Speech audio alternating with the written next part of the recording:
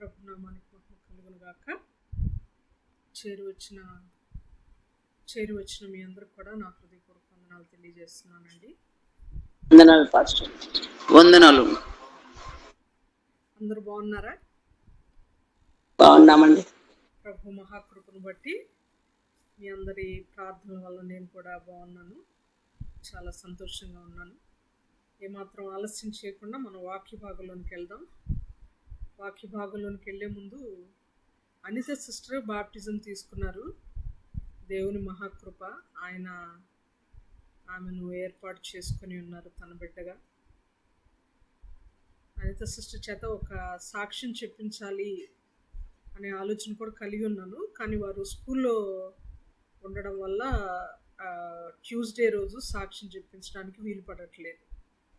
So ఏదో ఒక రోజు మనము సమయం తీసుకొని ఈవినింగ్ టైమ్స్లో గూగుల్ మీట్స్లో అనిత సిస్టర్ యొక్క సాక్ష్యాన్ని విందాం. ఎందుకంటే ఆ బిడ్డ మన గూగుల్ మీట్ ద్వారా దేవుడు తనతో మాట్లాడగా వాక్యం వినినప్పుడు మన మీట్లోనే వారు తీర్మానం చేశారు.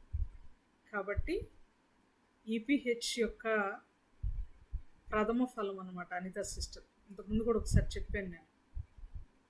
ఈపీహెచ్లో రక్షింపబడిన లేక తీర్మానం చేయబడిన మొదటి ఆత్మ అనిత సిస్టర్. బాప్టిజం ఎక్కడైనా తీసుకొని పర్వాలేదు. చాలాసార్లు పాపం నేను అడగడం జరిగింది, మీరు వస్తే చీరాల వరకు మీరు వస్తే నేను మరలా మిమ్మల్ని మీరు రావడానికి వెళ్ళడానికి ఏర్పాట్లు నేను చేస్తానమ్మా, బాప్టిజం ఇస్తాము, దైవజనులు సురేష్ బాబు గారు నాన్నగారు బాప్టిజం ఇస్తారు, మన సంఘంలో బాప్టిజం కార్యక్రమాలు జరుగుతున్నాయని ఒక 3 times బాప్టిజాలు జరిగేటప్పుడు ఇన్ఫార్మ్ చేయడం జరిగింది. అవునా Anitha sister? Am I correct? అవును సిస్టర్. జరిగింది. కానీ వారు చాలా దూరంలో ఉన్నారు. అప్పటికి బ్రదర్తో కూడా మాట్లాడి ఉండలేదు కనుక మన దగ్గర ఇవ్వడం కుదరలేదు. అయితే లేట్ అవ్వడం కంటే ఎక్కడైనా ఆమె దగ్గరలో ఏ చర్చికి వెళ్తున్నా అక్కడ మీరు బాప్టిజం తీసుకోండమ్మా అని నేను చెప్పాను, దైవజనులు సురేష్ బాబు గారు కూడా చెప్పారు. కాబట్టి ఎక్కడ తీసుకుందా అనేది నాకు ఇంపార్టెంట్ కాదు, బాప్టిజం అసలు తీసుకుందా లేదా అనేది ఇంపార్టెంట్. కాబట్టి మనందరం ఎవరైతే సిస్టర్కి బాప్టిజం ఇచ్చారో వాళ్ళు, మనము, ఇంకెవరైనా అందరం కూడా దేవుని బిడ్డలమే. మనందరం కలిసి దేవుని ఆత్మలను రక్షింపవలసిన వారంగా ఉన్నాం. కాబట్టి నా సంతోషం ఏంటంటే ఈపీహెచ్ యొక్క మొదటి విత్తనం, మొదటి ఆత్మ అనిత సిస్టర్. సో వారి చేత సాక్ష్యం చెప్పింది. ఎందుకంటే చాలామందికి తెలియదు బాప్టిజం తీసుకున్నారు అన్న విషయం. అది తెలియచేయడం మంచిది కనుక త్వరలో సాక్ష్యం విందాం. అందరూ కూడా ప్రార్థించండి. సిస్టర్ మీరు కూడా సిద్ధపడి ఉండండి. నెక్స్ట్ వీక్లో ఏదో ఒక దినాన్ని మనం వాక్యం చెప్పుకోకుండా మీ సాక్ష్యానికి సమయం ఇవ్వడం జరుగుతుంది. సరేనా అమ్మా అనిత సిస్టర్? అలాగే సిస్టర్, తప్పకుండా సిస్టర్. మంచిది. వాక్య భాగంలోనికి వెళ్దామండి. పరిశుద్ధ గ్రంథమైన బైబిల్ నుండి గలతీయులకు రాసినటువంటి పత్రిక 4వ అధ్యాయం.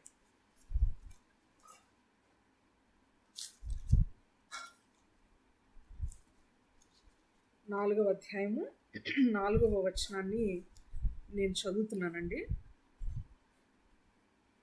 4వ అధ్యాయము 4వ వచనం. ఉన్నది కూడా నలుగురు.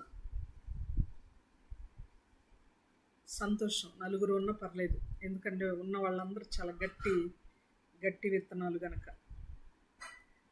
వాక్య భాగంలోనికి వెళ్దాం. 4వ వచనాన్ని నేను చదువుతున్నాను. దయచేసి అందరూ కూడా వాక్యాన్ని పరిశీలించాలని ప్రభు పేరిట మిమ్మల్ని బ్రతిమాలుకొంచున్నాను. అయితే కాలము పరిపూర్ణమైనప్పుడు దేవుడు తన కుమారుని పంపెను.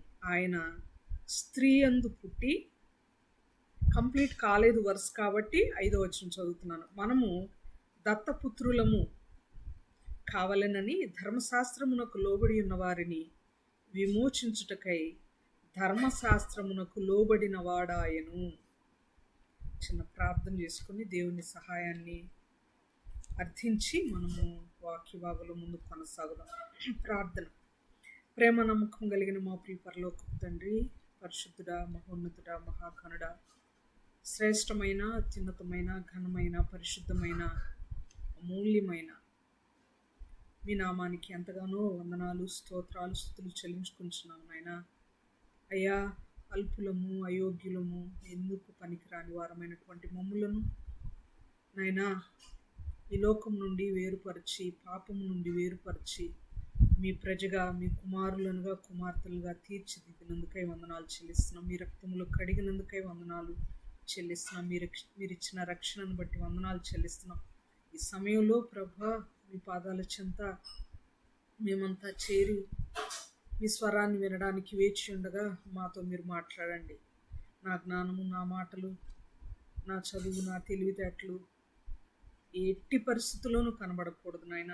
దయచేసి నన్ను మిసులు చాటు మరుగుపరిచి కేవలం మీరు మాత్రమే మొదటిగా నాతో, తర్వాత మా అందరితో మాట్లాడి మహిమ పొందమని, మీ మాటలు వినుచుండగా, వినబడుచుండగా నాయన మేము ఉజ్జీవం పొందుకొనుటకు, బలం పొందుకొనుటకు, నాయన మీ మాటలు ఆచరించడానికి వేగిరపడుటకు, నాయన ఒక గట్టి పరిశుద్ధాత్మ పూర్ణులంగా మేము నిలబడుటకు సహాయం దయచేయమని, శక్తిని దయచేయమని, ఈ కూడిక యావత్తు ద్వారా వచ్చే సమస్త మహిమ, ఘనత, ప్రభావము మీకే చెల్లిస్తున్నాము నాయన. మీకు మాత్రమే చెల్లిస్తున్నాం అయ్యా. ప్రార్థించిన బిడ్డలను, స్తుతులు చెల్లించిన బిడ్డలను, అలాగే పాటలు పాడి మీ నామాన్ని ఘనపరిచిన బిడ్డలను బహుగా దీవించి ఆశీర్వదించండి. ప్రతి ఒక్కరిని దీవించండి, ఆశీర్వదించండి. ఇంకా ఎవరైనా మీ ప్రణాళికలో ఉంటే, వాక్యం వినుటకు ఈరోజు ఏర్పాటు చేయబడిన వారి లెక్కలో ఉంటే వారిని నడిపించమని ప్రాధేయపడుతూ మమ్మల్ని అందరినీ మీ కృప కలిగిన హస్తాలకు సమర్పించుకుంటూ మా ప్రభుని, మీ ప్రియ కుమారుడైన యేసుక్రీస్తు వారి శ్రేష్టమైన నామములో మిక్కిలి వినయంతో ప్రార్థించి బ్రతిమాలి అడిగి వేడుకొంచున్నాను తండ్రి. ఆమేన్. ఆమేన్. ఆమేన్. మంచిది ప్రియులారా, ఆమేన్. మనము గలతీ పత్రికను ధ్యానం చేస్తూ ఉన్నాం. చాలా గ్యాప్ వచ్చింది గలతీ పత్రిక వివరణలో. ఆయనను మన మానవులు మర్చిపోతాం కనుక ఒక్కసారి జ్ఞాపకం చేస్తున్నాను. నేను మొత్తాన్ని జ్ఞాపకం చేయను, కానీ గలతీ పత్రికలో గలతీ సంఘంతో పౌలు గారు వాదిస్తున్నారు సంఘంతో. ఆయన వాదనలో మొదట దేవుని ద్వారా ఆయన అపోస్తలుడిగా నిర్ణయించబడ్డాడు అని వాదించాడు. ఆయన యొక్క బోధ సత్యమైనది అని వాదించాడు. తరువాత మూడవదిగా సంఘంలో ఉన్నటువంటి కట్టడలను గూర్చి, సిద్ధాంతమును గూర్చి, సంఘ నియమ నిబంధనలను గూర్చి ఆయన వాదిస్తూ ఉన్నాడు. వాదిస్తూ వాళ్ళకి గట్టిగా వాక్యాన్ని గుర్తు చేస్తూ, ఒకప్పుడు మీరు ఎలాంటి వారు, ఒకప్పుడు మనం ఎలాంటి వారం అని ఆయన మాట్లాడుతూ అంటున్నాడు. ఒకప్పుడు మనం చిన్నపిల్లలం, బాలురం మనం. ఎందుకంటే మనందరం కూడా బాల శిక్షకుని కింద ఉన్నవాళ్ళం. బాల శిక్షకుని యొక్క అడుగుజాడల్లో మనం నడుస్తూ ఉన్నటువంటి వాళ్ళం.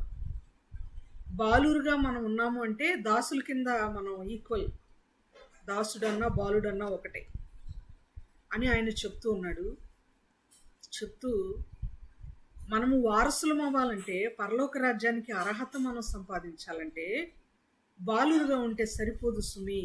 మనము ఎదగాలి, మనం మెచ్యూర్ అవ్వాలి. విశ్వాసంలో చిన్నపిల్లల్లాగా, పిల్ల చేష్టలుగా మనం ఉండకూడదు. మన క్రియలు కానీ, మన నడత కానీ, మన ప్రవర్తన కానీ, మన భక్తి జీవితం కానీ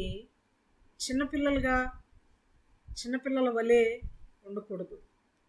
మనము ఎదిగిన వారంగా ఉంటేనే పరలోక రాజ్యానికి మనం వారసులం. ఎలాగైతే తండ్రి తన ఆస్తికి ఒక వయసు వచ్చిన తర్వాత మాత్రమే తన బిడ్డలను కర్తలనుగా చేస్తాడో, యజమానులుగా చేస్తాడో, తనకున్న ఆస్తిని తన కుమారుల చేతిలో, కుమార్తెల చేతిలో ఎదిగిన తర్వాత ఎలాగైతే పెడతాడో, అలాగే పరలోకముందున మన తండ్రి కూడా తిరుగులేని స్వాస్థ్యము, ఆస్తిని, పరలోకపు ఆస్తిని, పరలోకపు స్వాస్థ్యమును మన చేతికి అప్పగించాలంటే మనం కూడా ఎదగాలి. మనము పరిణితి చెందినటువంటి విశ్వాస జీవితం కలిగి ఉండాలి అని ఆయన మాట్లాడుతున్నాడు. మాట్లాడుతూ ముందు వచనాలలో 4వ అధ్యాయము 1, 2, 3 వచనాలలో ఒకప్పుడు ఎదగని వారంగా మనం ఉన్నాం, కానీ ఇప్పుడు ఎదిగిన వారం మనం. మీరు కానీ నేను కానీ ఒకప్పుడు మనుషులు పెట్టిన లా కింద మనం ఉన్నాం. లా అనేది లేక ధర్మశాస్త్రం అనేది 2 రకాలని ఇప్పుడు మనం మాట్లాడుకుంటున్నాం. Number 1 is the law of Moses which is given by God. దేవుని చేత ఇవ్వబడినటువంటి మోషే ధర్మశాస్త్రం ఒకటైతే, number 2 is the law of men which is formed by human being. మనుషుల చేత ఏర్పాటు చేయబడినటువంటి పారంపర్యాచారములు లేక కట్టడలు, వాటినే పౌలు గారు తన పత్రికల్లో మెన్షన్ చేస్తూ భూతములు అన్నాడు. భూతములు అన్నాడు. ఎందుకంటే వాటికి ఒకసారి మనం పట్టుబడితే, భూతములకు మనము చిక్కుబడితే, వాటికి అప్పగించబడితే వాటిని విడిపించుకోవడం చాలా కష్టం. వాటి బంధకాల నుండి విడుదల కలిగి బ్రతకడం చాలా కష్టం. చాలా హింసిస్తాయి మనల్ని. చాలా దారుణమైన పరిస్థితుల్లోనికి మనం వెళ్తాం భూతముల జోలికి, భూతముల చేత మనం గనక పీడించబడుతున్నట్లయితే. ఆ విధంగా ఆచారాలు, కట్టడలు, పారంపర్యాచారాలు అనేటువంటి భూతములకు మనం అప్పగించబడ్డాం. మీరు కానీ నేను కానీ, అంటే యూదులము మనము, అన్ని జనులైన మీరు కానీ, యూదుడనైన నేను కానీ మనం ఆ విధంగా భూతముల కింద ఉన్నవారము అని చెప్తున్నాడు. చెప్తూ 4వ వచనంలో అయితే అంటున్నాడు. ఈ విషయాలు మనము రికలెక్ట్ చేసుకోకుండా, జ్ఞాపకం చేసుకోకుండా, లేక నెమరు వేసుకోకుండా డైరెక్ట్గా 4వ వచనంలోనికి మనం వెళ్ళిపోతే, అయితే అనగానే ఏమైతే అనే ప్రశ్న రైజ్ అవుతుంది. ఎప్పుడైనా ప్రియులారా, స్నేహితులారా జ్ఞాపకం పెట్టుకోండి, బైబిల్ చదివేటప్పుడు కాబట్టి అని స్టార్ట్ అయింది అనుకోండి వచనం. ఏం కాబట్టి, ఏమైంది కాబట్టి అని, ఏమైంది ముందు అని ముందు వచనాలు చదవాలి. అయినను అని ఉందనుకోండి, ఏమైనను అని రైజ్ అవ్వాలి. అందుచేత అంటే ఎందుచేత అని మనం ప్రశ్న వేసుకొని ముందు వచనాలు చదవాలి. ఇక్కడ 4వ వచనం కూడా అయితే అంటున్నాడు. అయితే అని స్టార్ట్ అయితే ఏమైతే మనకు అర్థం కావాలి కాబట్టి నేను ఈ విషయాలు మీకు జ్ఞాపకం చేస్తాను. ఏమైతే కుమారులము మనము, కానీ బాలురంగా ఒకప్పుడున్నాము, భూతముల కింద ఒకప్పుడున్నాము, అనగా పారంపర్యాచారములకు అప్పబడినటువంటి బ్రతుకులో మనము ఒకప్పుడున్నాము. కానీ ఎదగాలి, మనము ఎదగాలి. ఎదిగితే దేవుడు వారసత్వం మనకిస్తాడు, పరలోక రాజ్యాన్ని మనకిస్తాడు. కేవలం ఆయన కుమారులంగా తీర్చిదిద్దబడినంత మాత్రాన పరలోకాన్ని దేవుడు మనకివ్వడు. అందుకే అనేక మార్లు మనం వాక్యాలు అనేకం వింటూ ఉన్నాం. వాటిలో కేవలం మనం మారు మనసు పొంది పశ్చాత్తాపడి పాపక్షమాపణ పొందుకొని రక్షణలోనికి వచ్చి బాప్టిజం తీసుకున్నంత మాత్రాన పరలోకం మనదే అని మనం ఫిక్స్ అవ్వడానికి లేదు. పరలోకం మనదే అని అనుకోవడానికి లేదు. చాలా ప్రాసెస్ ఉంది. పరలోకం మనదే అని అనుకోవడానికి జస్ట్ ఒక ఎంట్రన్స్ లాంటిది బాప్టిజం, అంతే. తర్వాత మనం బ్రతికే జీవితం అంతా ఇట్ మేక్స్ మచ్ డిఫరెన్స్ ప్రియులారా. చాలా ఇంపార్టెంట్ అది, ఇది మ్యాటర్. బాప్టిజము తర్వాత మనం జీవించే జీవితం అనేది చాలా మ్యాటర్ పరలోక రాజ్యాన్ని మనం స్వతంత్రించుకోవడానికి. ఎదగడం అనేది మ్యాటర్, పుట్టడం మ్యాటర్ కాదు. బాప్టిజం తీసుకున్నాం అంటే క్రొత్తగా జన్మించాం అంతే. వీ హ్యావ్ రీబోర్న్, మనము తిరిగి జన్మించిన తర్వాత ఎదగాలి, వారసత్వం మనం పొందుకోవాలంటే. అయితే అలా ఎదగని స్థితిలో బాలశిక్షకుని క్రింద 3వ అధ్యాయం 24వ వచనంలో గలతీ పత్రికలో బాలశిక్షకుడు ఆయన ధర్మశాస్త్రం మనకి అని మనం నేర్చుకున్నాం. కొన్ని 4-5 సెషన్స్ బాలశిక్షకుని గురించి మనం ఆల్రెడీ నేర్చుకున్నాం. నేను లోపలికి వెళ్ళట్లేదు, మళ్ళీ వెనక్కి. మీకు అర్థం కావాలంటే మళ్ళీ ఒకసారి మన వీడియోస్తోనే వినండి. బాలశిక్షకుని కింద ఉన్నాము, ఎదగని స్థితిలో ఉన్నాము. వారసత్వం కావాలంటే ఎదగాలి కాబట్టి, భూతములకు మనం అప్పగించబడ్డాం కాబట్టి, భూతముల కింద మనం ఉన్నాం, పారంపర్యాచారముల కింద మనం ఉన్నాం కాబట్టి అని చెప్తూ అయితే అంటున్నాడు. అయితే కాలము పరిపూర్ణమైనప్పుడు తండ్రి తన కుమారుని పంపెను. 4వ వచనం మరొకసారి చదువుతున్నాను, దయచేసి బైబిల్ ఓపెన్ చేసి చూడండి. బైబిల్ ఓపెన్ చేసి మీరు చూడాలని నేను చాలా రిక్వెస్ట్ చేస్తున్నాను. అయితే కాలము పరిపూర్ణమైనప్పుడు దేవుడు తన కుమారుని పంపెను, ఆయన స్త్రీ యందు పుట్టి. తర్వాత విషయం అంతా రేపటి సెషన్లో, నేను బ్రతికుంటే రేపటి సెషన్లో మాట్లాడతాను. ఈరోజు మాత్రం అయితే కాలము పరిపూర్ణమైనప్పుడు దేవుడు తన కుమారుని పంపెను. ఈ విషయం మనం ఆలోచన చేద్దాం. ఈ విషయం నేను బోధిస్తాను అని అనట్లేదు, నేను ఎప్పుడు అన్నట్లు.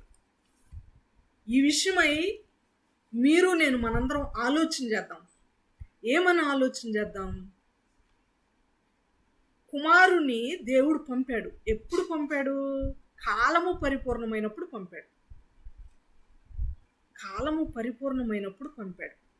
ముందు విషయాలన్నీ పారంపర్యాచారాలకి దేవుని కుమారులు కుమార్తెలు అప్పగించబడి ఆ పారంపర్యాచారాల కింద ఉన్నప్పుడు, వాటి కింద అప్పగించబడి ఉన్నప్పుడు, వాటికి బానిసలుగా ఉన్నప్పుడు, మూడవ వచనం చివరి భాగంలో దాసులమై ఉంటిమి అన్నాడు.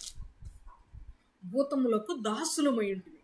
దాసులుగా మనం ఉంటే కరెక్ట్ టైం వచ్చినప్పుడు, కాలము పరిపూర్ణమైనప్పుడు అంటే, కాలము పరిపూర్ణమైనప్పుడు అంటే కరెక్ట్ టైంలో, అవసరమైన సమయంలో, అవసరమైన కాలంలో తండ్రి అయిన దేవుడు తన కుమారుణ్ణి పంపించాడు. పంపించిన తర్వాత ఆయన ఏం చేశాడో తర్వాత మనం ఆలోచన చేద్దామని చెప్తున్నాను. ఆలోచన చేయకముందే మీరందరూ నాకు ఒక జవాబు చెప్పండి. దాసులమై ఉన్నాం మనము, తండ్రి తన కుమారుని పంపించాడు. కుమారుడు వచ్చి ఏం చెయ్యాలని పంపించుంటాడు దేవుడు? మనమేమో దాసులుగా దాసత్వంలో ఉన్నాం. భూతములకి, పారంపర్యాచారములకు, దేవునికి అయిష్టమైన క్రియలలో దాసులుగా ఉన్నారు దేవుని బిడ్డలు, కుమారులు కుమార్తెలు. ఇప్పుడు దేవుడు యేసు ప్రభువును, కుమారుణ్ణి పంపించాడు ఈ లోకానికి. పంపించి ఏమి పని చేయమని పంపించుంటాడు? దాసత్వం నుంచి విడుదల కొరకు పంపించు. నాకు కావలసిన జవాబే అది.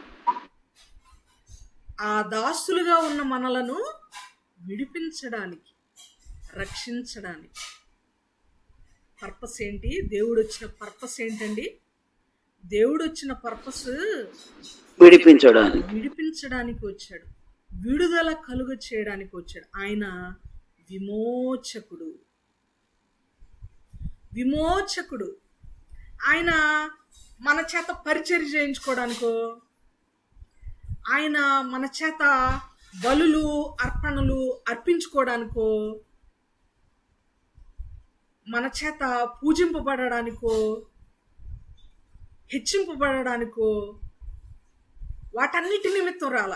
శరీరధారిగా ఆయన వచ్చిన పర్పస్ ఏంటంటే, దాసత్వములో ఉన్నటువంటి మనలను విడిపించడానికి, రక్షించడానికి వచ్చాడు. విడిపించడాన్ని, విమోచనని మనం ఏమంటామంటే సాల్వేషన్ అంటాం.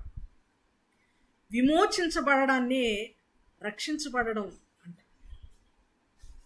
విమోచించబడడాన్ని రక్షించబడటం అంటాం. పాపముల నుండి విముక్తి కలుగుతుంది అంటే దానినే పాపముల నుండి మనము వేరై, పాపముల నుండి విడిపించబడి, పాపము యొక్క శిక్ష నుండి విడిపించబడి మనము రక్షించబడ్డాం. వీ హ్యావ్ బీన్ సేవ్డ్ అంటాం. రక్షించడానికి ఆయన వచ్చాడు. ఇదే మాటని జాన్ ది గాస్పెల్ ఆయన రాసిన ఫస్ట్ లెటర్లో, మొదటి యోహాను పత్రికలో 4వ అధ్యాయము 14వ వచనంలో చెప్పాడు. ఆయన లోకములోనికి ఎందుకు వచ్చాడంటే విమోచించడానికి, విడిపించడానికి, రక్షించడానికి వచ్చాడని చెప్పాడు. చదువుదామా మాట? యోహాను గారు రాసిన మొదటి పత్రిక 4వ అధ్యాయము 14వ వచనం. మరియు తండ్రి తన కుమారుని లోక రక్షకుడుగా ఉండుటకు పంపిండుట మేము చూచి సాక్ష్యమిచ్చున్నాము. చాలా ఇక్కడ గమనిస్తే, తన కుమారుని లోక రక్షకుడుగా ఉండుటకు. ఇజ్రాయేలీలకి రక్షకుడుగా ఉండుటక, చెప్పాలి, మీరు జవాబు చెప్పండి. ఇజ్రాయేలీలకు రక్షకుడుగా ఉండుటక పంపించింది తండ్రి తన కుమారుణ్ణి లోకానికి లోకమునకు లోకమునకు లోకమునకు రక్షకుడు ఆయన. Not just for one nation. He's not the saviour for single nation, single country, లేకపోతే ఒక ఖండానికి, ఒక ప్రాంతానికి, ఒక పల్లెకు, ఒక స్టేట్కు, ఒక డిస్ట్రిక్ట్కి రక్షకుడు కాదు ఆయన. ఆయన రక్షకుడు ఎవరికై అంటే లోకానికి రక్షకుడు ఆయన.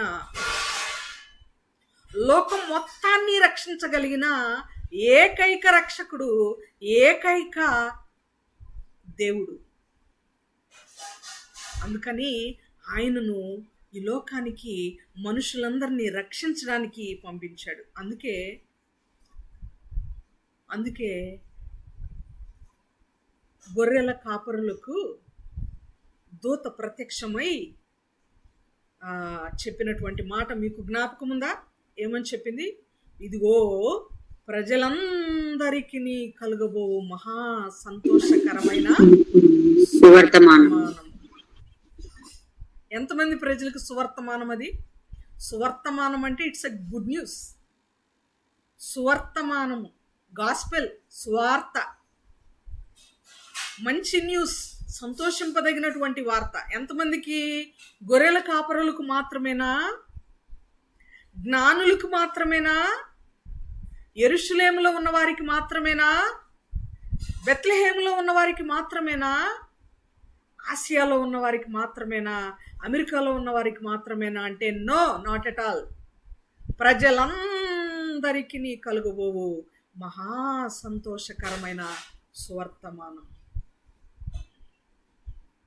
ఇష్మాయేలు గారు పుట్టినప్పుడు,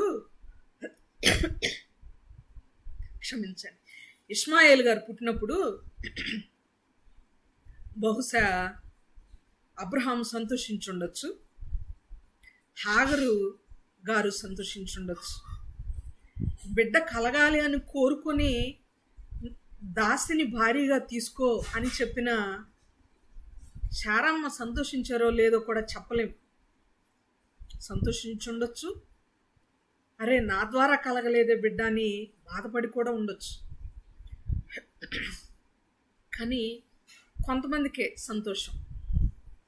ఇస్సాకు గారు పుట్టినప్పుడు శారమ్మ సంతోషించింది, అబ్రహాం సంతోషించాడు, ఎలియాజరు కూడా సంతోషించుండొచ్చు. హేరోదు జన్మదినాన్న ఆయన రాజ్యంలోని పెద్దలు, అధికారంలో ఉన్నవారు, ఎవరైతే రాజుకు ఫిదా అవుతూ ఉంటారో వారందరూ సంతోషించుండొచ్చు. మన ఇంట్లో ఎవరైనా జన్మిస్తే మన కుటుంబం మాత్రమే సంతోషిస్తుంది, ఇరుగు పొరుగు వారు సంతోషించవచ్చు, చుట్టాలు సంతోషించవచ్చు. కానీ లోకమంతా సంతోషించిన ఏకైక పుట్టుక ప్రభు అయిన యేసు క్రీస్తు వారి యొక్క పుట్టుక అని అనడం కంటే రాక అనడానికి నేను ఎక్కువ ఇష్టపడుతున్నాను, ప్రేమిస్తున్నాను ఆ పదాన్ని.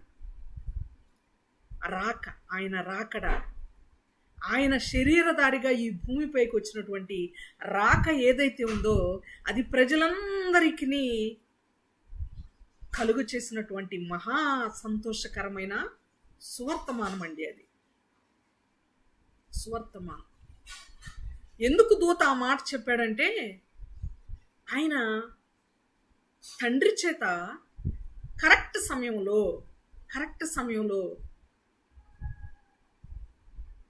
కరెక్ట్ ప్లేస్లో కరెక్ట్ మనిషి ద్వారా ఈ లోకానికి వచ్చాడు, కరెక్ట్ ప్రాసెస్లో వచ్చాడు. చాలామందికి వారి జ్ఞానానికి రీచ్ అవ్వట్లేదు ఈ మాట. గడిచిన కాలంలో చాలామందికి రీచ్ అవ్వలేదు, మనము జన్మించక ముందు కొంతమందికి రీచ్ అవ్వలేదు, కొంతమందికి అర్థం కాలేదు, గ్రహింపుకు రాలేదు. నేటికి అనేక మందికి గ్రహింపుకు రావటం లేదు. కారణం ఏంటంటే తండ్రి లేకుండా అసలు ఎలా పుడతాడు?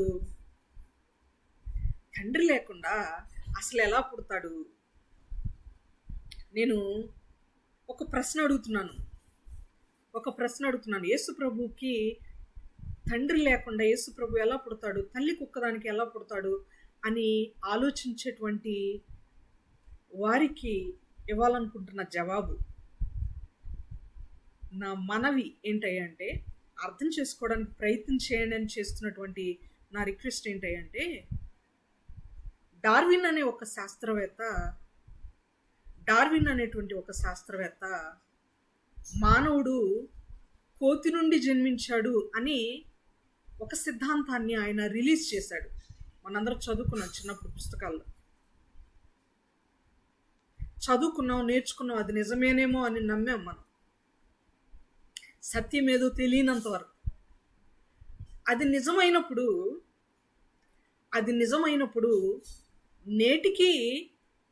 నేటికి మనిషి కోతి నుండే పుట్టాలి.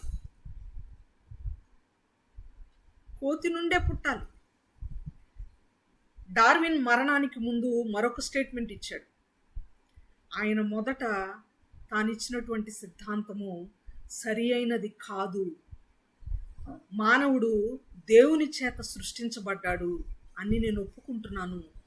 నేను ప్రభు అయిన యేసుక్రీస్తు మనకు అందించినటువంటి బైబిల్ని మనస వాచ కర్మణ నేను నమ్ముచున్నాను అని ఆయన ఒప్పుకొని స్టేట్మెంట్ రిలీజ్ చేసి తర్వాత మరణించారు. బైబిల్ ఏం చెప్తుందంటే మానవుడు మానవుడి నుండే పుట్టాడు,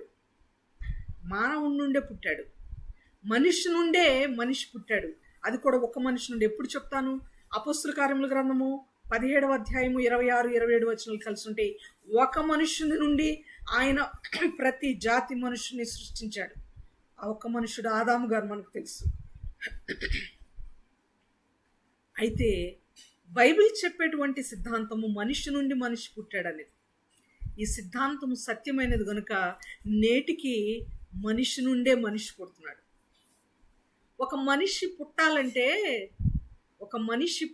అంటే మనిషి నుండి పుట్టాలి. దానికి స్త్రీ పురుషులు కావాలి.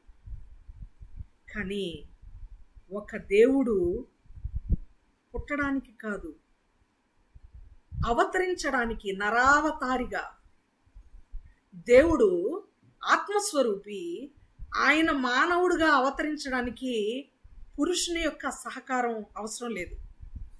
ఎలా అయినా పుట్టగలడు ఆయన, అది ఆయన ఇష్టం. కానీ ఆయన ఎలా పుట్టాలి అని అనుకున్నాడంటే పరిశుద్ధాత్మ ద్వారా ఆయన రావాలనుకున్నాడు.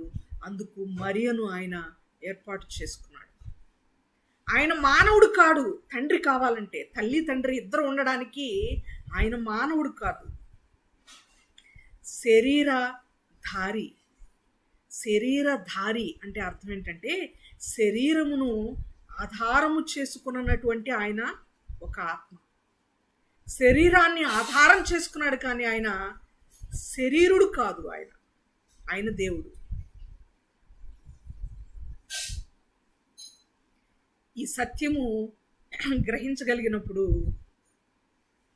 యేసు ప్రభువుకి తండ్రి లేడు అనేటువంటి చింత నా ప్రియమైన సహోదరులకు సహోదరులకు ఉండదు. ఆ ప్రశ్న మరలా రాదు. ఆ ప్రశ్న వస్తుందంటే అర్థం ఏంటంటే ఆయన దేవుడు, ఆయన ఏదైనా చేయగలడు, ఎలా అయినా ఈ లోకంలోనికి శరీరధారిగా రాగలడు అని అర్థం చేసుకోలేకపోవడమే కారణం. ఆ మాట పక్కన ఉంచుదాం. భగత్ సింగ్ గారిని 24 years బ్యాక్ ఒక దైవజనుడిని, భగత్ సింగ్ గారు దైవజనుడు అని మనందరికి తెలుసు. వారిని ఒక వ్యక్తి ఒక క్వశ్చన్ చేశారు. బైబిల్లో ఒక పెద్ద చేప కడుపులో మనిషి ఉన్నాడు, యోనా 3 రోజులు ఉన్నాడు కదా, మనిషి ఉన్నాడు అంటే మీరు నమ్మగలరా? అంత పెద్ద మనిషి ఒక చేప కడుపులో ఉన్నాడంటే మీరు నమ్ముతారా అని భగత్ సింగ్ గారిని అడిగినప్పుడు కొత్త సింగ్ గారు ఇచ్చిన జవాబు ఏంటంటే, మనిషి చేప కడుపులో ఉన్నాడు అన్న మాట మాత్రమే కాదు, ఒకవేళ బైబిల్ గనక మనిషి కడుపులో అంత పెద్ద చేప ఉంది అని చెప్పినా కూడా బైబిల్ గనక చెప్తే నేను నమ్ముతాను అన్నాడు. That is called faith, that is called belief. పరిపూర్ణ విశ్వాసం, నమ్మకం అంటే అది. నమ్మిన వారికి అర్థమవుతుంది, కన్నులు తెరవబడిన వారికి అర్థమయ్యేటువంటి సత్యం అది. ఇక్కడ నేను చెప్తున్న మాట ఏంటంటే, లోకమందరూ తెలుసుకోవాలని, లోకమంతటికి సంతోషకరమైన సువర్తమానము చేరాలని తండ్రి తన కుమారుణ్ణి సరి అయిన టైంలో పంపించాడు, కాలము పరిపూర్ణమైనప్పుడు. ఏ కాలము? ఏ కాలము? ఇదే మాట గలతీ పత్రికలోనే కాదండి, గలతీ పత్రికలోనే కాదు, ఆది కాండంలో కూడా దేవుడు జ్ఞాపకం చేశాడు. ఎక్కడో మీకు ఏదైనా ఐడియా ఉంటే చెప్తారా? పరిపూర్ణమన్నా సంపూర్ణమన్నా ఒకటే. సంపూర్ణం అనే ఒక పదము ఆది కాండంలో కూడా దేవుడు ఒక చోట గుర్తు చేశాడు. సృష్టి మొత్తం అయిన తర్వాత సంపూర్తి చేయబడినని ఉంటుంది. ఓకే ఓకే అమ్మ, అది కూడా కరెక్ట్. మరి ఒక చోట ఆది కాండంలో 15వ అధ్యాయం 16వ వచనంలో అబ్రహాం గారితో దేవుడు వాగ్దానం చేసే ముందు ఒక మాట అంటాడు.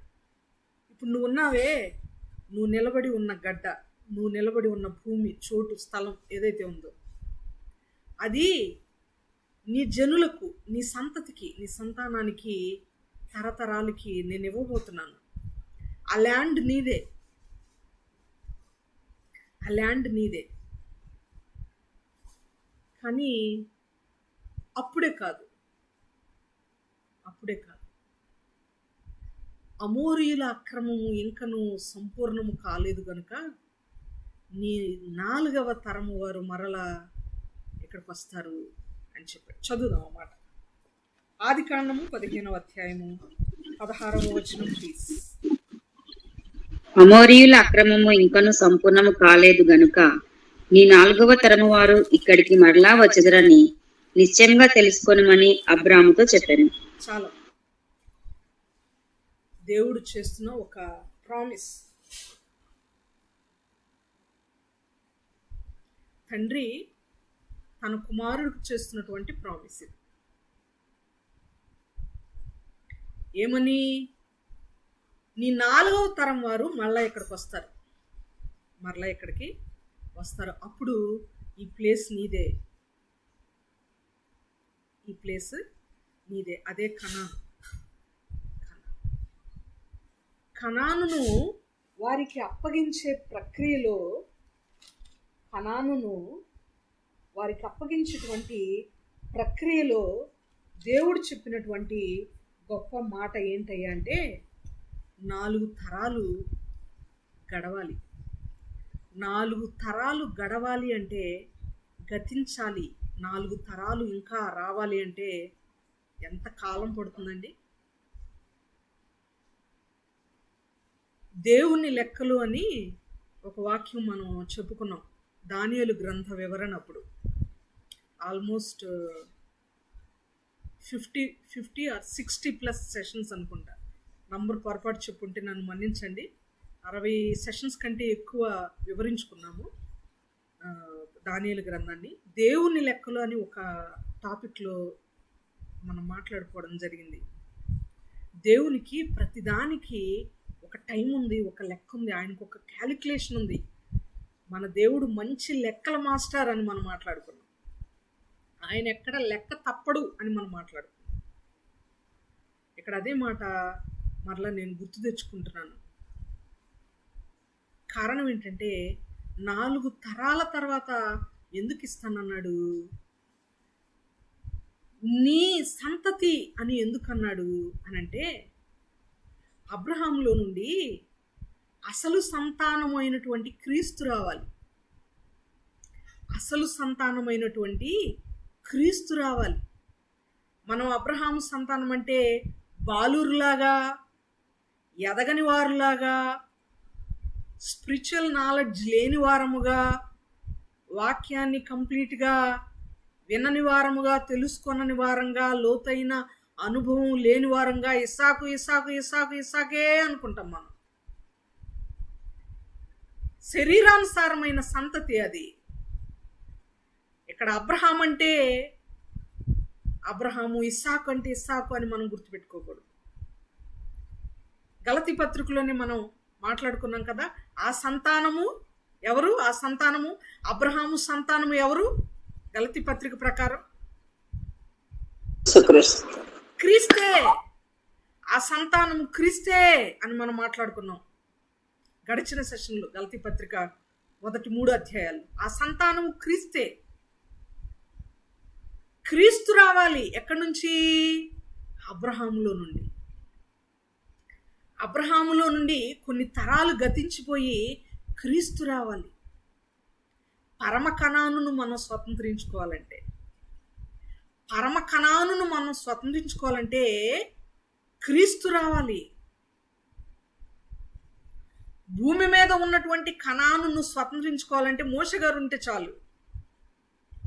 అందుకే మోషే గారు నా వంటి ఒక ప్రవక్తను అన్నాడు క్రీస్తు గురించి మాట్లాడేటప్పుడు. ఎంత చక్కని పోలిక! నా వంటి ఒక ప్రవక్త.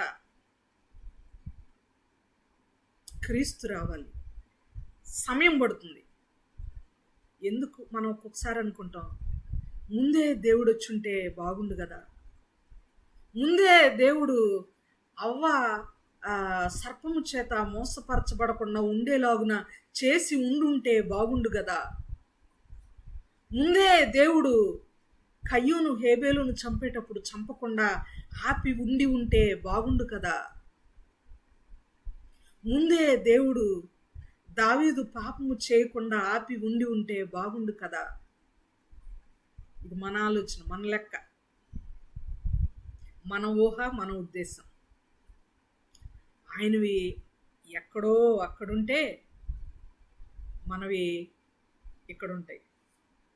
ఆయనవి, ఆయన ఊహలు, ఆయన ఉద్దేశములు, తలంపులు ఎంతో ఎత్తైనవి, ఉన్నతమైనవి మనకంటే. ఆయన కాలము పరిపూర్ణమైనప్పుడు పంపాలనుకుంటున్నాడు.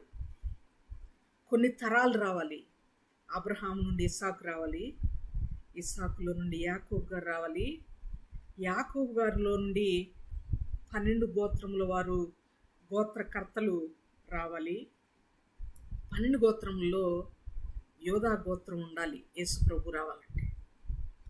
యేసు ప్రభు అబ్రహాము సంతానము అనబడుచున్నటువంటి ఈ క్రీస్తు రావాలి అంటే భూమి మీద యూదులుండాలి. దేవుని యొక్క సంకల్పం ఇది. భూమి మీద యూదులుండాలి. ఎక్కడెక్కడ ఉండాలి? ఒక ప్లేస్లో కాదు. ఒక ప్లేస్లో యూదులుంటే ఆ ప్లేస్కు మాత్రమే క్రీస్తు యొక్క రాక వార్త తెలియబడుతుంది. అందువలన యూదులు లోకమంతటా చెదిరిపోవాలి. క్రీస్తు యొక్క ప్రణాళిక అండి ఇది. క్రీస్తు యొక్క ప్రణాళిక, దేవుని యొక్క ఏర్పాటు అది.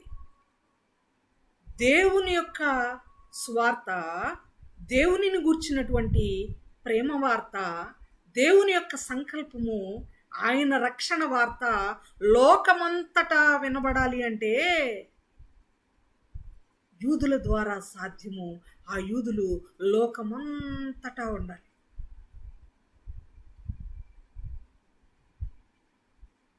లోకమంతటా ఉండాలి. ఇక్కడ నేను ఇంకొక మాట కూడా జ్ఞాపకం చేయాలి. యూదులు చెరకి కొనిపోబడక మునుపు, అనగా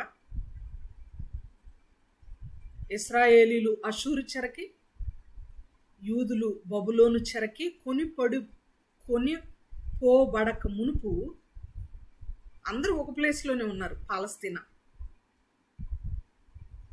అందరూ ఒక చోటే ఉన్నారు. ఒకే భాష మాట్లాడేవాళ్ళు. అది హెబ్రీ భాష. హెబ్రీ భాష ఆది కాండంలో దేవుడు తారుమారు చేశాడు. భాషలు మార్చడం. అప్పటి వరకు కూడా ఒకే భాష ఉండేది. తర్వాత కొంత చరిత్ర చెప్పాలి.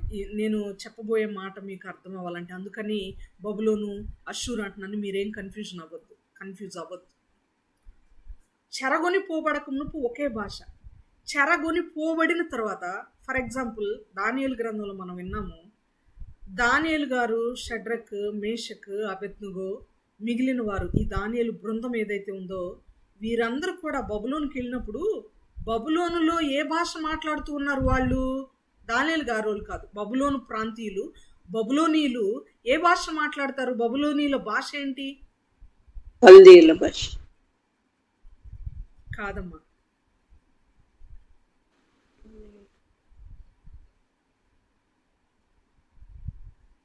కల్దీయుల విద్యను వారికి అభ్యసింప చేశాడు.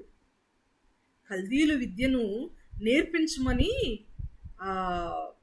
నపుంసకులకి అప్పగించాడు రాజుగారు వీళ్ళని, షడ్రక్, మేషక్, అబెద్నెగోల్ని. అది ఎక్స్ట్రా క్వాలిఫికేషన్, పరిపాలన. వాళ్ళకు ఒక జాబ్ ఇవ్వాలంటే ఆ లాంగ్వేజ్ వచ్చి ఉండాలి. ప్రభుత్వ అధికారంలో ఉన్నటువంటి లాంగ్వేజ్ వచ్చి ఉండాలి. మనకు ఒక జాబ్ ఇవ్వాలి అంటే, కాల్ సెంటర్లో ఒక జాబ్ మనకు రావాలంటే మనకి హిందీ రావాలి, ఇంగ్లీష్ రావాలి, తెలుగు రావాలి. అదేవిధంగా పాలనలోకి, జాబ్లోకి వాళ్ళని తీసుకోవాలి అంటే వాళ్ళకి విద్య రావాలి. కానీ బబులోనీయులు మాట్లాడే ఒక భాష ఉంది. ఏంటి ఆ భాష? సిరియా భాష, అరాము అంటాం. అమ్మ, మీ పేరు గ్రేసేనా అమ్మా? లూదియమ్మ వాళ్ళ కుమార్తె గ్రేసా మీరు? అవునా? ఓకే. సిరియా, అరాము భాష, ఇంగ్లీష్లో అరమేయిక్ లాంగ్వేజ్ అంటాం. దానియేలు గ్రంథం చదివేటప్పుడు, వివరించేటప్పుడు చాలాసార్లు చెప్పాను, అరమేయిక్ లాంగ్వేజ్. కల్దీయుల భాష కూడా బబులోనీయులు మాట్లాడేవారు. కానీ ఎక్కువగా బబులోనీయుల లాంగ్వేజ్ ఏంటంటే అరాము భాష. వీళ్ళు అక్కడికి వెళ్ళిన తర్వాత ఆటోమేటిక్గా 70 years ఉన్నారు అక్కడ బానిస జీవితంలో. అవునా? బబులోను చెరలో ఎన్ని సంవత్సరాలు ఉన్నారు యూదులు? 70 సంవత్సరాలు. 70 సంవత్సరాలు ఒకే ప్లేస్లో ఉంటే ఆ లాంగ్వేజ్ రాదా? నేర్చుకోపోయినా వస్తుంది. హిందీ నాకు అసలు రాదు, చాలా కష్టంగా ఉండేది స్టార్టింగ్లో. హైదరాబాద్ వచ్చేసి more than 15 years అయిపోయింది. 15 ఏంటి, దగ్గరగా 17-18 years అవుతుంది. ఇప్పుడు పర్ఫెక్ట్గా రాదు హిందీ, కానీ అర్థమవుతుంది, పక్కాగా అర్థమవుతుంది. తిరిగి కూడా ఏదో కొద్ది గొప్ప మాట్లాడగలం, కానీ తప్పులు, గ్రామర్ తప్పులు ఉండొచ్చు, కానీ అర్థమవుతుంది, హిందీ అర్థమవుతుంది. కన్నడ వాళ్ళు ఉన్నారు మా పరిసర ప్రాంతాల్లో, కన్నడ కూడా అర్థమవుతుంది. తిరిగి కన్నడలో మాట్లాడలేకపోవచ్చు, కానీ అర్థమవుతుంది. అలా ఆ ప్రాంతంలో భాష వినపడేటువంటి భాషను బట్టి మనకు అది అర్థమైపోతూ ఉంటుంది. చెదరిపోయిన తర్వాత అనేకమైన భాషలు వీరు నేర్చుకున్నారండి. అష్షూరులో కొంత, పాలస్తీనులో ఉన్నప్పుడు హెబ్రీ భాష మాట్లాడేవాళ్ళు. వీళ్ళు యూదులు మాట్లాడే భాష ఏంటి? మ్యాక్సిమం అందరూ హెబ్రీ మాట్లాడతారు. ఎక్కువ హెబ్రీ మాట్లాడే ప్రజలు ఎవరయ్యా అంటే మన యూదులే. తర్వాత చెదరిపోయిన తర్వాత వారు అనేకమైన భాషలు మాట్లాడడం నేర్చుకున్నారు. అంత మాత్రమే కాదు, ప్రభు ఆయన ప్రణాళికని చెప్తున్నాను నేను. కాలము పరిపూర్ణమైనప్పుడు ఎందుకు వచ్చాడు దేవుడు? ఆ టైం దాకా ఎందుకున్నాడు దేవుడు అంటే కొంత వర్కౌట్ చెయ్యాలి. యేసు ప్రభు శరీరధారిగా ఈ లోకానికి రావాలి అంటే కొన్ని జరిగి తీరాలి. చెదరిపోవాలి ప్రజలు, వాళ్ళు మొరపెట్టాలి విడుదల కొరకు. ఆయన అవసరత ఉంది, కుమారుని యొక్క అవసరత ఉంది అని ప్రజలు గ్రహించాలి. ఆకలి లేనివాడికి బిర్యానీ పెడతానన్నా తినలేడు. నా వల్ల కాదు. దైవజనులు మాట్లాడితే ఏమన్నా తినమంటే నా వల్ల కాదు అంటుంటారు. ఆకలి వేసినప్పుడు నాకు కావాలి అని అడుగుతారు ఎవరైనా ఆకలితో ఉన్నవారు. ఆకలి లేకపోతే బిర్యానీ పెట్టినా వద్దంటారు. ఆకలిగా ఉన్నప్పుడు పచ్చడున్నా, మజ్జిగున్నా, పెరుగున్నా నాకు పెట్టి నేను తింటాను అంటారు. ఆకలి రుచి ఎరుగదు అనే సామెత ఉంది. చెదరిపోయిన తర్వాత, బానిసత్వంలోనికి వెళ్ళిన తర్వాత, దాసత్వంలోనికి వెళ్ళిన తర్వాత మొరపెట్టారు దేవుని బిడ్డలు. ఫస్ట్ ఎక్కడ మొరపెట్టారు మీకేమైనా గుర్తుందా? బానిసత్వంలో ఉండి మొట్టమొదట దేవుని బిడ్డలు మొరపెట్టింది ఎక్కడ? ఐగుప్తులో.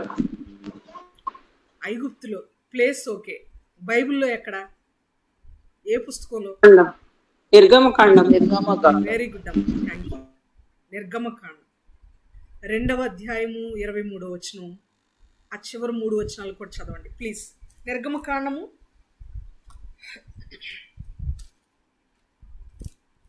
2వ అధ్యాయం 23 నుండి చివరి వరకు.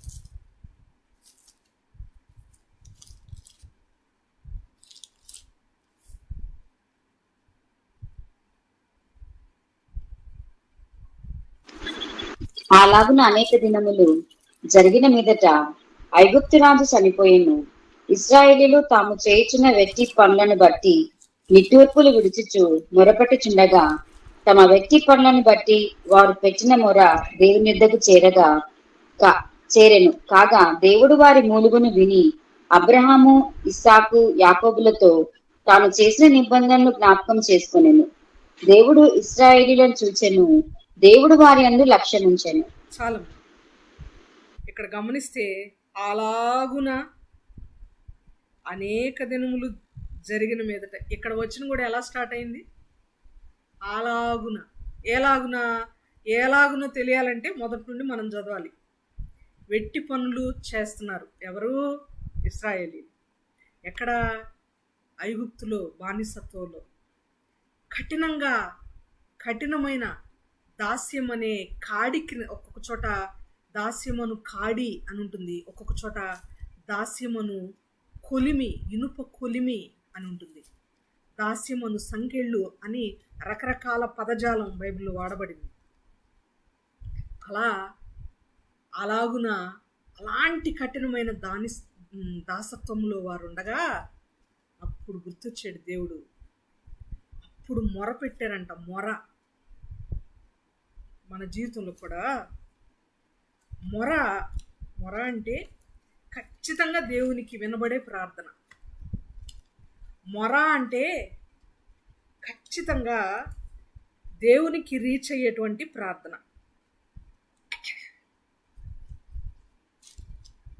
ఎప్పుడు మొరపెడతారో తెలుసా? ఎప్పుడు మొరపెడతారంటే, ఈ లోకంలో ఇక ఎలాంటి ఆప్షన్ లేనప్పుడు దేవుడు మనకు ఎప్పుడు గుర్తొస్తాడండి? నిజమైన విశ్వాసులకి, గట్టి విత్తనాలకి ఎప్పుడు గుర్తొస్తాడు. ఏదన్నా ఇబ్బంది రాగానే మొట్టమొదట గుర్తొచ్చేది మనకి దేవుడే.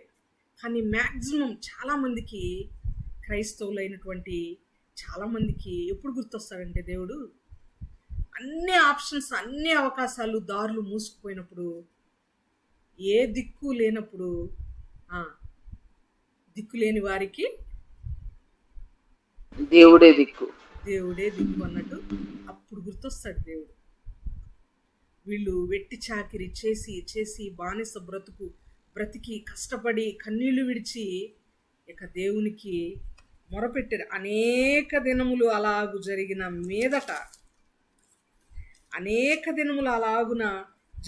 మీదట ఐగుప్తురాజు చనిపోయాను.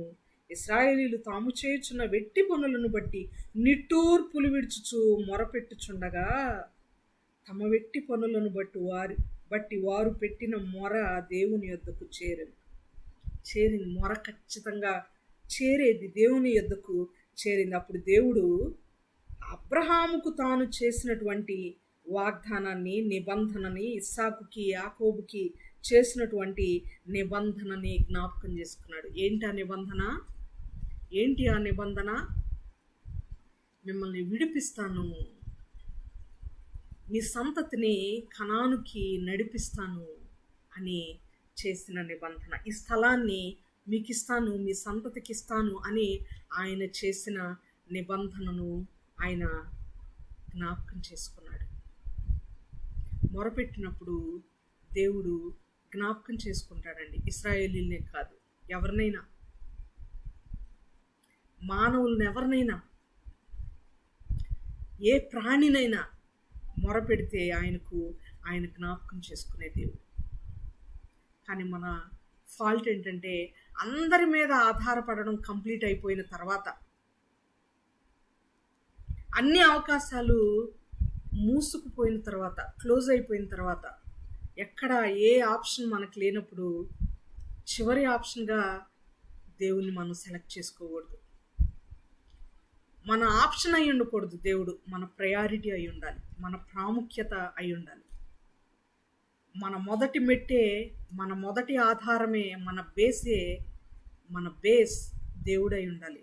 కష్టం వచ్చినప్పుడు, ఇబ్బంది కలిగినప్పుడు మనం మొట్టమొదట మోకరించాలి, మొరపెట్టాలి. ఈ పాయింట్ ఇక్కడ మనం నేర్చుకోవాలి. మొరపెట్టినప్పుడు ఆయన మొరను ఆలకించాడు. ఆలకించిన తర్వాత ఆ నిబంధనలో దేవుడు ఏం చెప్పాడంటే 4వ తరము వారు మరలా ఇక్కడికి వస్తాడని చెప్పాడు కదా. ఆ 4వ తరము రావాలి అంటే ఇస్సాకు, యాకోబులో నుండి యోధా సంతతిలో నుండి క్రీస్తు మాత్రమే కాదు, ఇది ద్విముఖ ప్రవచనం. ఇంకా చెప్పాలంటే బహుముఖ ప్రవచనం. శరీరానుసారంగా ఒక అర్థం, అబ్రహాంలో నుండి ఇస్సాకు, ఇస్సాకులో నుండి యాకోబులో నుండి యోధాలో నుండి యోధా గోత్రపు కొదంశంగా క్రీస్తు. ఇది శరీరానుసారమైన సంతతి, ఆ వంశావళి కింద ఒక అర్థం వస్తే, రెండవది ఆ సంతానము క్రీస్తే, అబ్రహాము సంతానము క్రీస్తే అన్న ఆత్మీయార్థం రెండవ అర్థం అయితే, మూడవ అర్థం మరొకటి ఉంది. దానియేలు గ్రంథ వివరణ, మరలా నేను జ్ఞాపకం చేస్తున్నాను, మీకు గుర్తుందో లేదో, దానియేలు గ్రంథ వివరణ చెప్పేటప్పుడు, మక్కబీయుల చరిత్ర చెప్పేటప్పుడు నేను ఈ మాట చెప్పాను. గలతీ పత్రిక వివరణలో కాలము పరిపూర్ణమైనప్పుడు అనే ఒక మాట వస్తుంది. అప్పుడు నేను మరలా ఈ వివరణ తెలియచేస్తానని చెప్పడం జరిగింది. అదేంటంటే, కలలో 4 రాజ్యాలు ఉంటాయి కదా. మొదట బబులోనీయుల రాజ్యము, తర్వాత మాదీయ పారసిక రాజ్యము, తర్వాత గ్రీకు సామ్రాజ్యము, ఆ తర్వాత రోమా సామ్రాజ్యం. 4 తరాలు. రోమా సామ్రాజ్యము ఏలుబడిలో ఉన్నప్పుడే క్రీస్తు వస్తాడు. ఆ 4 తరాలు కూడా గతించిన తర్వాత క్రీస్తు వస్తాడు. రోమా సామ్రాజ్యము పరిపాలనలో ఉన్నప్పుడు రోమా చక్రవర్తి అయినటువంటి కైసరు ఔగుస్తు కాలంలో, లోకసువార్త 2వ అధ్యాయం 1వ వచనంలో మనం చూస్తాం, సర్వలోకమునకు ప్రజా సంఖ్య వ్రాయబడుటకు కైసరు ఔగుస్తు వలన ఆజ్ఞయాయను అనేటువంటి మాట మనం చూస్తాం. రేపటి సెషన్లో మిగిలిన వాక్యాన్ని మనం ఇందాం, సమయం అయింది కాబట్టి, ఎందుకంటే ఎక్స్ప్లెనేషన్ కంప్లీట్ అవ్వదు. ఏం జరుగుతుంది నెక్స్ట్? కైసరు ఔగుస్తు తర్వాత రోమా ప్రభుత్వ కాలంలో ప్రభు వచ్చిన తర్వాత ఎలా అది కాలము పరిపూర్ణమైందని మనం ఎలా జస్టిఫై చేస్తాం? యేసు ప్రభు కాలము పరిపూర్ణమైనప్పుడు తండ్రి చేత పంపబడ్డాడని గలతీ 4:4 చెప్తుంది. అందుకే గుర్తుపెట్టుకోవాలి, మనం యేసయ్య పుట్టాడు అని చెప్పుకుంటుంటాం. మనం ఆయన పుట్టినవాడు కాదు, వచ్చినవాడు. 2022లో నిస్సి ప్రాఫిటిక్ మినిస్ట్రీలో ఒక వాక్యం చెప్పడం జరిగింది. ఆయన పుట్టినవాడు కాదు, వచ్చినవాడు ఆయన. సర్వలోకమునకు ప్రజా సంఖ్య వ్రాయబడినప్పుడు ఆ కాలము పరిపూర్ణమైంది, క్రీస్తు రాకకు పర్ఫెక్ట్ టైం అదని మనం ఎలా చెప్పగలము, ఎలా నిర్ధారించుకోగలము అన్నది రేపటి దినాన మనం ఆలోచించేద్దాం. దేవుడు పంపాడు, తండ్రి పంపెను తన కుమారుణ్ణి అని గలతీ 4:4లో మనం చూస్తున్నాం. పంపాడు అనంటే ఆయన ఆల్రెడీ ఉన్నాడు తండ్రి దగ్గర అని అర్థం. అప్పుడప్పుడు పుట్టి ఊడిపడ్డాడు, అని కాదు, ఒక మాయలాగా వచ్చాడు అని కాదు. ఆయన ఎప్పటి నుండో ఉన్నవాడు, ఆయన ఉన్నవాడు అనువాడు. భూమికి పునాది వేయబడక మునిపే ఆయన ఉన్నవాడు, అంతే. ఆయన పేరే ఉన్నవాడు, అనువాడు, ఉండుననువాడు. ఆయన అల్ఫయు ఒమేగయు ఆయనే, ఆదియు అంతము ఆయనే. ఆయన పంపబడ్డాడు తండ్రి చెక్క, శరీరధారిగా పంపబడ్డాడు. ఆల్రెడీ ఆయన ఉన్నవాడు. పంపాడు అంటే ఒక పర్పస్తో ఆయన పంపబడ్డాడు. యోహాను సువార్త 5:17 ఇది వరకు నా తండ్రి పని చేయుచున్నాడు, నేనును పని చేయుచున్నా. ఇందాక సిస్టర్ గ్రేస్ చాలా చక్కని పాట, దేవుని పని ఎప్పుడు చేస్తావు, పని చేస్తున్నావా దేవుని పని అని గుచ్చుతున్నట్టుగా, క్వశ్చన్ చేస్తున్నట్టుగా ఉంది ఆ పాట. దేవుడే మనల్ని డైరెక్ట్గా క్వశ్చన్ చేస్తున్నట్టుంది ఆ పాట. ఆయన పని చేయడానికి ఒక పర్పస్ మీద వచ్చాడు. ఆయన పర్పస్ నెరవేర్చాడా లేదా, తగిన కాలంలో ఆయన వచ్చాడా లేదా, రుజువులు ఏంటి అనే విషయాన్ని రేపటి దినాన వివరంగా తెలుసుకుందాం. అప్పటి వరకు ప్రభు కృప మనకు తోడేయునుగాక.